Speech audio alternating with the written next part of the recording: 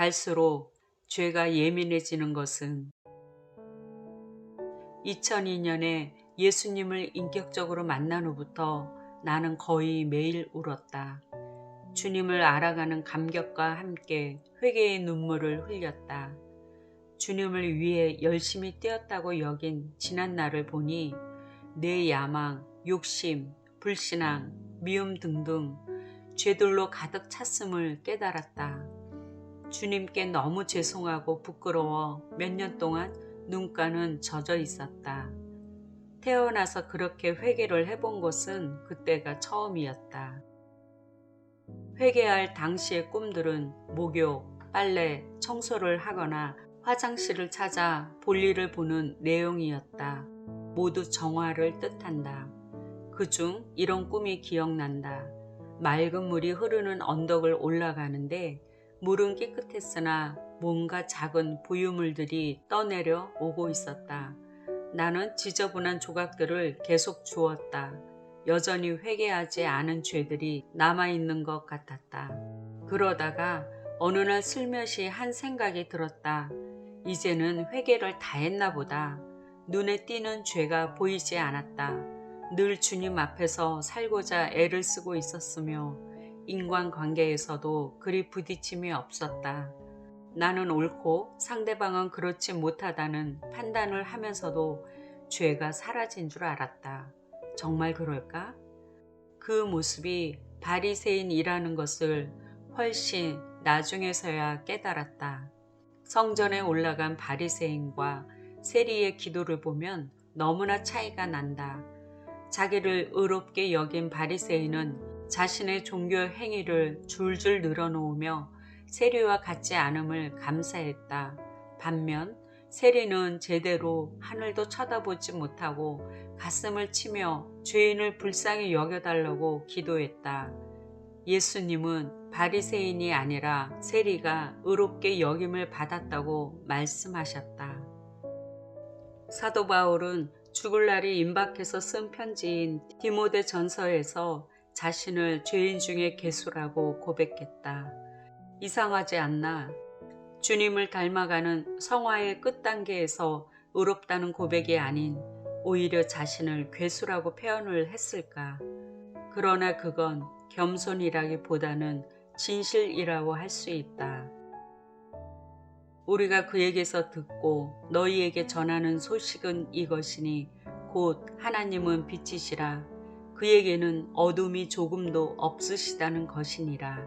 요한일서 1장 5절. 성화를 이룰수록 빛이신 하나님께 가까이 다가간다.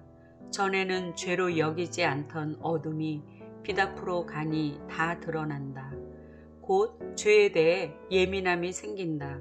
양심의 거리낌이 생겨 자꾸만 죄 고백하는 것이 정상이다.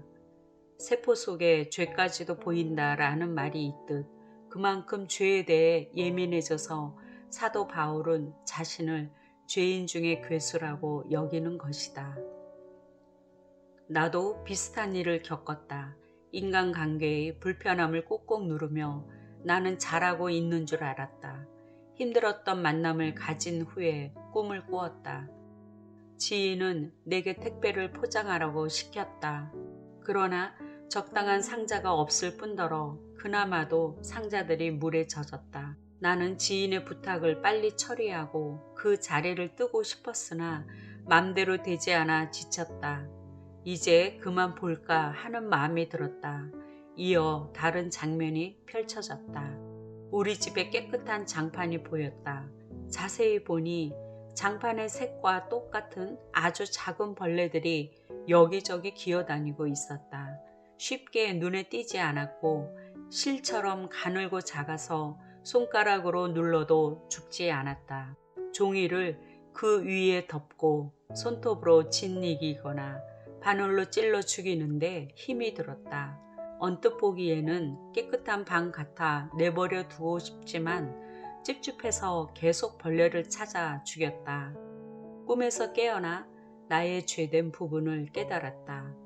나는 의롭고 상대방의 허물은 크다고 판단한 내 죄, 또한 주님의 사랑으로 품어주지 못하고 버리려는 무정함을 본 것이다. 남들 눈에는 내가 옳은 듯 보이고 깨끗한 모습으로 비춰질지 몰라도 주님은 내 안에 아주 작은 죄도 현미경처럼 보신다. 그 죄를 처리하기는 눈에 띄지 않는 벌레를 죽이는 것만큼이나 어렵다. 그러나 죄에 대해 무감각은 더 큰 죄를 부르는 법이다. 자기 죄를 보고 깨닫는 자가 얼마나 복된지 모른다. 사소한 죄를 죄로 여기지 않는 것, 이 정도쯤이야 하는 태도, 남들도 다 괜찮은데 했다가 호되게 당하게 하신다. 나는 선하다고 행한 것도 주님의 잣대로 보면 죄된 것이 얼마나 많은지, 주님의 다루심을 받다 보면 꿈에서 저지른 죄도 회개한다. 왜냐하면 내 안에 숨겨진 동기가 있어서다. 갈수록 바울이 자신을 죄인 중에 괴수라고 고백한 말에 동조한다. 주님이 기도 중에 시편 139편을 주셨다. 내 모든 것을 아시고 어디로 가든지 다 보고 계심이 구구절절 적혀 있다. 마지막 구절을 가지고 주님께 올린다. 하나님이여 나를 살피사 내 마음을 아시며 나를 시험하사 내 뜻을 아옵소서. 내게 무슨 악한 행위가 있나 보시고 나를 영원한 길로 인도하소서.